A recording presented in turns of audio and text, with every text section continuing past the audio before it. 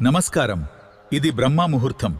ఏ సమయంలో నిద్ర లేచితే మే జీవితంలో మార్పు మొదలవుతుంది. ఏ సమయంలో గాలి చాలా స్వచ్ఛంగా ఉంటుంది.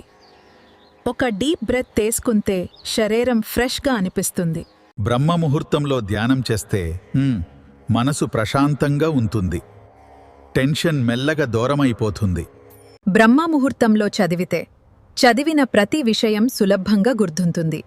మంచి ఫోకస్, కాన్సంట్రేషన్ వస్తాయి. త్వరగా లేచడం వల్ల శరీరం యాక్టివ్గా ఉంటుంది. అలసట తగ్గిపోయి రోజంతా ఎనర్జీగా ఉంటారు.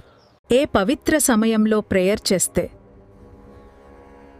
మనసుకి ఒక అద్భుతమైన శాంతి కలుగుతుంది. బ్రహ్మ ముహూర్తంలో లేచడం డిసిప్లిన్ని నేర్పిస్తుంది. సక్సెస్కి ఫస్ట్ స్టెప్ ఆడే. బ్రహ్మ ముహూర్తంలో మొదలైన ఒక మంచి అలవాటు కుటుంబానికి ఆనందం, జీవితానికి ప్రశాంతత ఇస్తుంది. రేపటి నుండి ఒకసారి ట్రై చేయండి.